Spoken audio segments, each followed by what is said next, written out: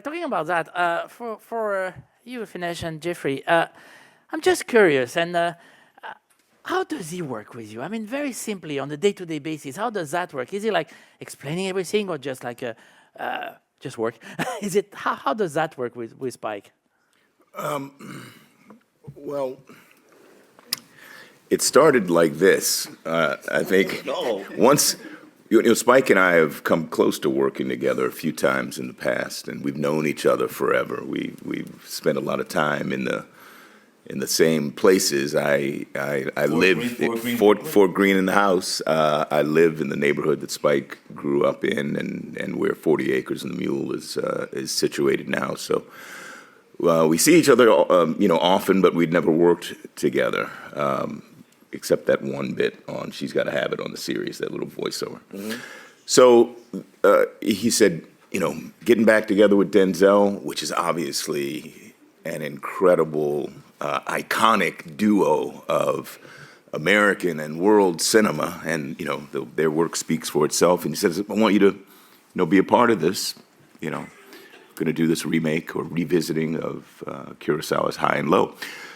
So it sent a script at one point, I read a bit, and then we were going to get together to talk about working.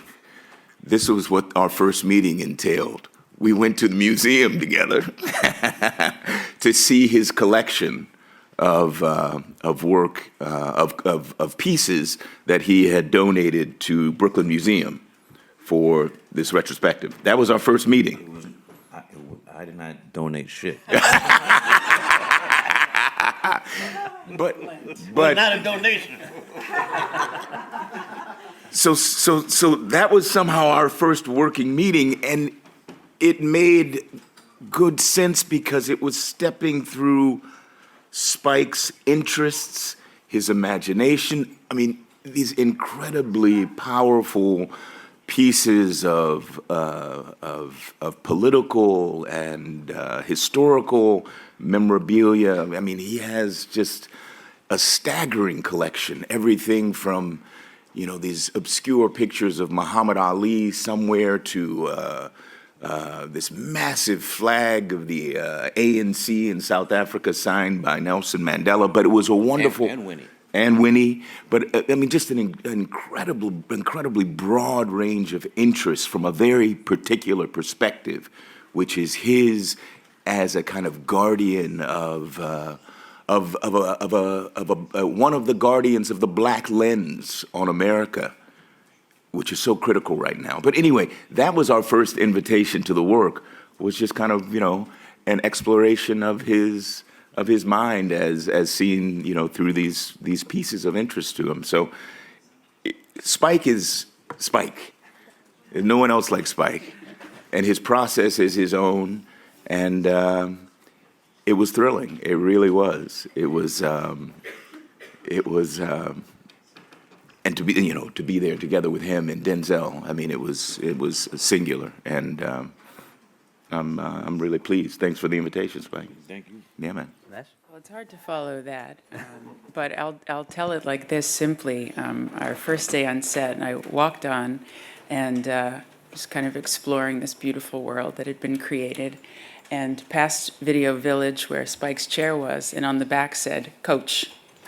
Right? So obviously that's the sports lover in Spike, but also I think really indicative of the kind of environment he fosters on set. We all felt like a team. He came to set with a plan every day and a clear vision for the direction the day would go, but was also really open to collaboration and feedback, created an environment where I think we all felt really safe to, put our ideas out there.